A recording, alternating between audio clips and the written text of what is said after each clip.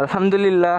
তো অবশেষে বাইকের কাজটা কমপ্লিট করে ফেললাম। আর আপনারা দেখতে চাইছিলেন এই যে আমার বাইকের যে কার্বন হাইড্রো ডিপিং করা, এই হাইড্রো ডিপিং এই মাস্কটাই শুধুমাত্র আমার কষ্ট পড়ছে। আমার বাইকের যে মাস্ক আছে এই মাস্কটা স্টক মাস্কটা আমি খুলে দিয়ে পাঠাইছিলাম ঢাকায় R6 এর মাস্ক বানানোর জন্য, মানে মডিফিকেশন করার জন্য। তো সচরাচর কোথাও এই মাস্ক বানায় না, কিংবা কেউ এখন পর্যন্ত আমার জানা মতো বানায়নি। বানাইছে হয়তো দুই একজন বানাইছে, তারপরে আমি বানালাম।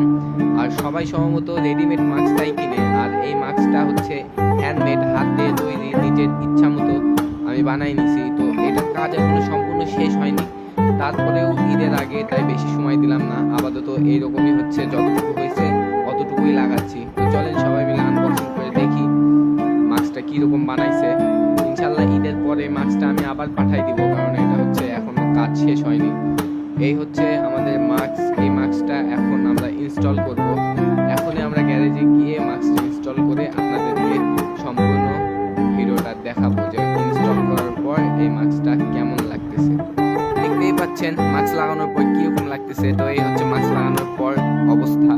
এখনো পুরোপুরি লাগানো কমপ্লিট হয়নি, এর উপর আমরা ভাইজর লাগাবো। তো চলেন এখন ভাইজরটা লাগানো যাক।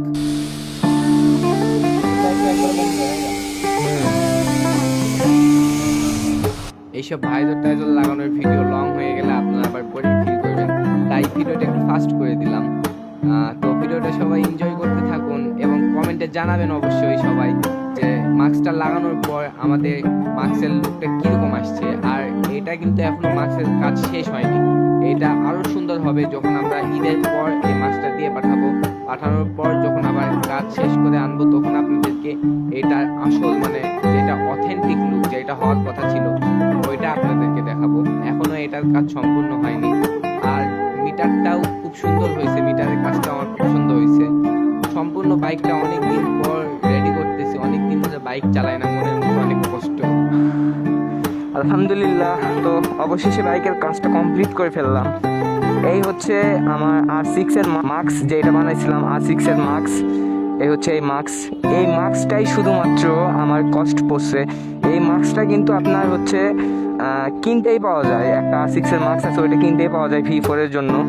তো ওইটা আমি করি নাই, আমার যে মাস্কটা আছে ওইটাই বানাইছি। আর ওইটার থেকে, ওই রেডিমেড মাস্কের থেকে এইটারই দাম বেশি। এইটার দাম মোটামুটি আপনার 7,000, ওই ডেলিভারি চার্জ সহ সব সহ ওই 6,500 টাকায় আপনারা ধরতে পারেন।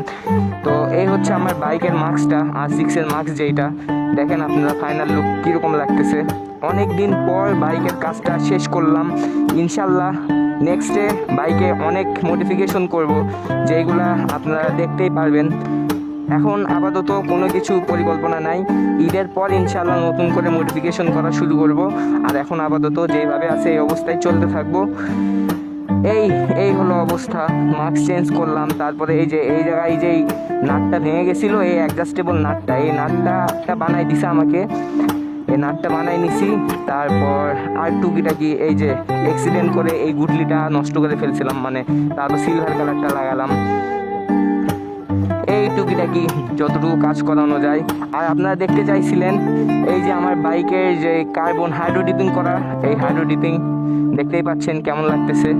আর এটা হচ্ছে আমার বাইকের মিটারটা কাজ করাইছিলাম, আপনাদেরকে দেখাইছিলাম। আর এরপরেও একবার দেখাই, যদিও ব্রাইটনেস বাড়ানো নাই মিটারের। এই হচ্ছে মিটার, আর এই হচ্ছে ড্যাশবোর্ডের লুক। আর ফাইনাল লুক তো আপনারা দেখতেই পারলেন, এই হচ্ছে ফাইনাল লুক। তো এই ছিল আজকের ভিডিও। দেখা হচ্ছে নেক্সট কোনো ভিডিওতে। এ পর্যন্ত সবাই ভালো থাকবেন, সুস্থ থাকবেন। আল্লাহ হাফেজ।